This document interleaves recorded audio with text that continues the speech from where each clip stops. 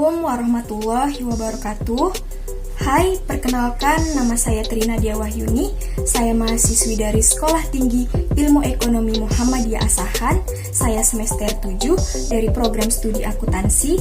Di sini saya akan menjelaskan tugas dari mata kuliah Ekonomi Internasional dengan dosen pengampu yaitu Ibu Dang Panagaman Tambah SAK MAK. Selanjutnya, materi yang akan saya jelaskan yaitu tentang bagaimana sistem ekonomi internasional mulai dari masa kepemimpinan presiden pertama hingga saat ini.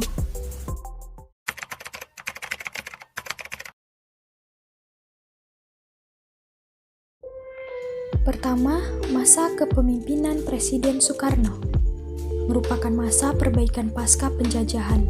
Pada masa pemerintahannya, Presiden Soekarno menggunakan sistem ekonomi liberal, namun berubah menjadi sistem sosial setelah dekret Presiden 5 Juli 1959. Inflasi dan korupsi menjadi masalah utama dalam kepemimpinan Soekarno.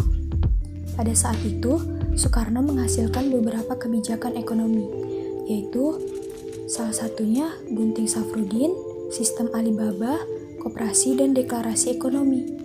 Tetapi, kebijakan-kebijakan tersebut belum mampu menangani permasalahan ekonomi, karena pada saat itu beliau lebih fokus menjaga stabilitas kondisi politik dan konflik dalam negeri, sehingga sistem kontrol perekonomian menjadi lemah. Kedua, masa kepemimpinan Presiden Soeharto. Soeharto menerapkan sistem ekonomi campuran, yaitu sosial dan liberal.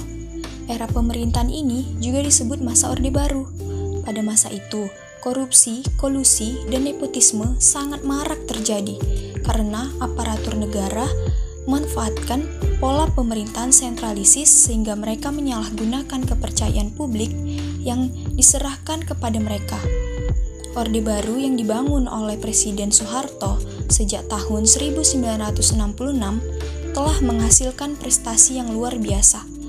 Pada masa Soeharto, Indonesia mengalami 2 kali quantum leap, dari negara miskin ke negara berkembang, dan dari negara berkembang menjadi negara berpendapatan menengah. Pada masa Soeharto, banyak berdiri organisasi pengusaha, salah satunya Kadin atau Kamar Dagang dan Industri.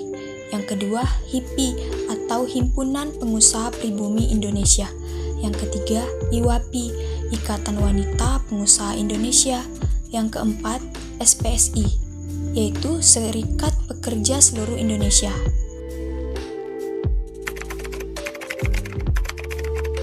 Ketiga, masa kepemimpinan Presiden B.J. Habibie, pemulihan pasca krisis ekonomi.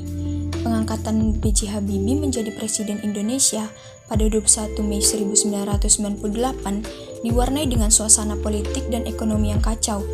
B.J. Habibie merupakan seorang ilmuwan tingkat internasional. Pertengahan 1998, inflasi ditargetkan mencapai angka 80% untuk tahun berjalan. Namun, target tersebut tidak tercapai. B.J. Habibie mundur dari kekuasaan pada 20 Oktober 1999. Keempat, masa kepemimpinan Presiden Abdurrahman Wahid, biasa orang mengenalnya dengan nama Gus Dur. Penerapan desentralisasi fiskal dan ekonomi mencakup pembagian dana perimbangan, peningkatan kewenangan daerah memungut pajak, dan memungkinkan daerah melakukan pinjaman. Pada tahun 2000, beberapa indikator menunjukkan bahwa proses pemulihan ekonomi nampak menguat. Pemerintah telah mengeluarkan kebijakan penyesuaian bidang harga dan pendapatan, yaitu mencakup pengurangan subsidi bahan bakar minyak atau BBM, kenaikan tarif dasar listrik atau TDL, tarif angkutan, cukai rokok, serta kenaikan gaji PNS, TNI, Polri, serta upah minimum regional atau UMR.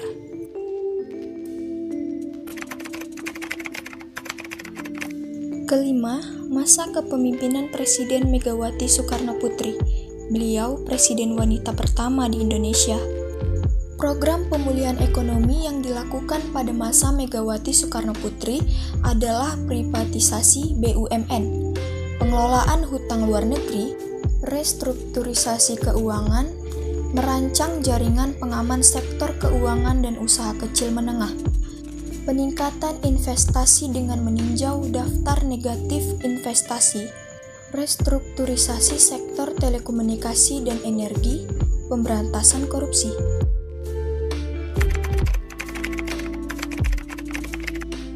Keenam, masa kepemimpinan Presiden Bambang Yudhoyono. Terjadi krisis keuangan global.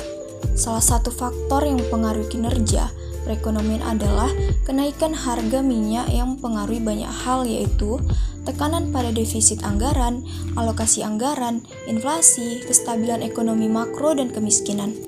Pencapaian yang dominan pada pemerintahan Presiden Susilo Bambang Yudhoyono, yaitu ekonomi Indonesia stabil dan inflasi makin terkendali, pertumbuhan permintaan domestik, dan penurunan impor. Tetapi, ada kelemahan pencapaiannya saat itu, yaitu tingkat pengangguran meningkat dan distribusi pendapatan tidak stabil.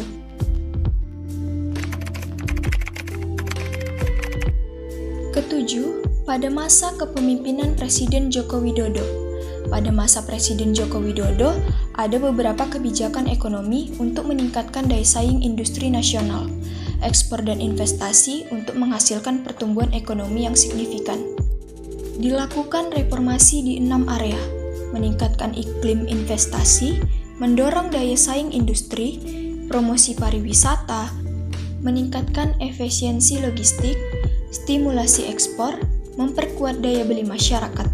Selama 5 tahun pertama pemerintahannya, pertumbuhan ekonomi dan PDB per kapita mengalami peningkatan yang cukup signifikan. Tingkat kemiskinan yang menurun dan inflasi juga mengalami penurunan.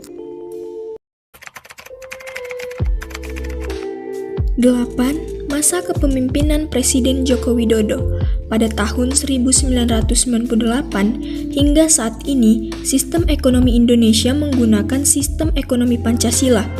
Sistem ekonomi ini adalah bentuk pengembangan dari sistem ekonomi campuran.